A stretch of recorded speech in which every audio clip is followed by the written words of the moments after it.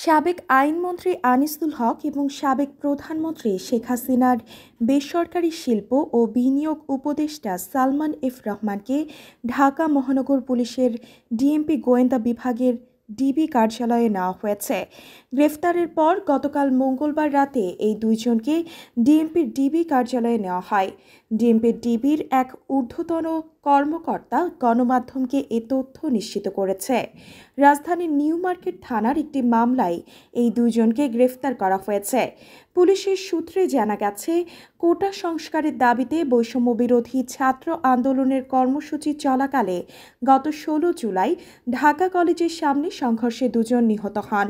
তাদের একজন ঢাকা কলেজের শিক্ষার্থী সবুজ আলী, অন্যজন হকার মাহমুদ শাহজাহান। এ ঘটনায় নিউ মার্কেট থানায় দুটি হত্যা মামলা হয়েছে।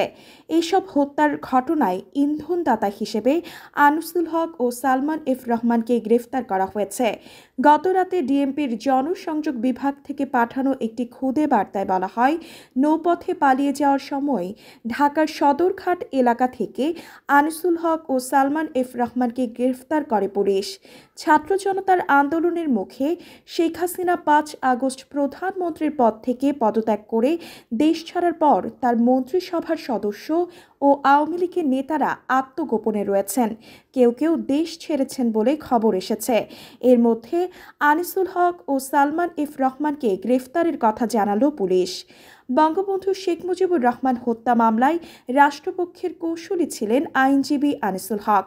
২০১৪ সালের নির্বাচনে তাকে ব্রাহ্মণবাড়িয়া ৪, আখাউড়া ও কসবা আসন থেকে মনোনয়ন দেয় আওয়ামী লীগ। তিনি সংসদ সদস্য নির্বাচিত হবার পর শেখ হাসিনা তাকে আইনমন্ত্রী নিয়োগ দেন। সেই থেকে তিনি আইনমন্ত্রীর পদে ছিলেন। সালমান এফ রহমান বাংলাদেশ শিল্প ও বণিক সমিতি ফেডারেশন FBCCI সাবেক সভাপতি এবং বেক্সিমকো গ্রুপের প্রতিষ্ঠাতাদের একজন।